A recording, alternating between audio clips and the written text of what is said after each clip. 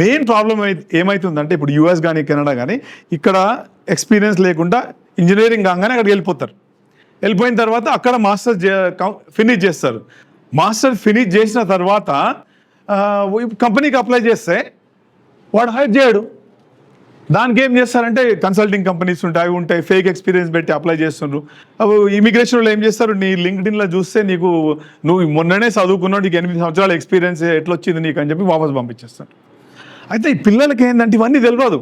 ఇప్పుడు మధ్యలో కన్సల్టింగ్ వాళ్ళు ఏమైనా చెప్తారు, అట్లా చిన్నవి తెలియక ఒక 10,000 మంది స్టూడెంట్స్ని ఆల్మోస్ట్ పంపించేసారు, డిపోర్ట్ చేశారు. అది కూడా ఎట్లా డిపోర్ట్, చిన్న తప్పులు అంటే మనం ఇక్కడ కార్ నడుపుతాం కదా, కార్ నడిపితే ఏంది రెడ్ లైట్ వస్తుంది, అటు ఇటు చూసి మనం వెళ్ళిపోతాం, ఎవరు లేరు కదా అని చెప్పి. కానీ అది పెద్ద నేరం అక్కడ. అది చిన్న మందు కొట్టి ఎవరన్నా హాఫ్ బీర్ తాగినా నువ్వు కార్ నడుపుతున్నావు అనుకో, వాళ్ళు బట్టి పట్టుకున్నారు అనుకో, అది ఫెలనీ, జైలు. అంటే నువ్వు మర్డర్ చేసినా ఫెలనీనే, తాగి నువ్వు కార్ నడిపినా ఫెలనీనే అది.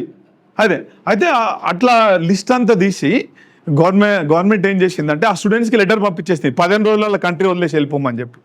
అప్పుడు ఏం చేస్తారు, స్టూడెంట్స్ భయపడి లాయర్ దగ్గర పోతారు, అన్న ఏం చేయాలా అని చెప్పి. మళ్ళీ లాయర్లు అంటారు ఒక $10,000 మా రిటర్నర్షిప్ ఇవ్వండి.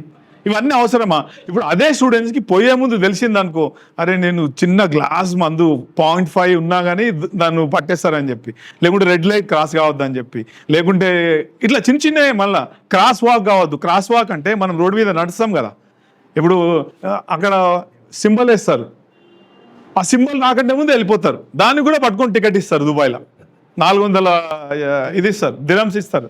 సింగపూర్లో కూడా అట్లనే. అయితే ఒక్కొక్క కంట్రీకి ఒక్కొక్క లా ఉంటుంది, అన్నిటికీ స్టాండర్డ్ ఏమి ఉండదు. అయితే పిల్లల్ని ఏంటంటే ఎడ్యుకేట్ చేయాలి. పోకండి, నువ్వు అమెరికా పోతున్నావా, అమెరికాలో ఇట్లా ఉండాలా, నువ్వు కెనడా పోతున్నావా, కెనడాలో ఇట్లా ఉండాలా, పోకంటే ముందే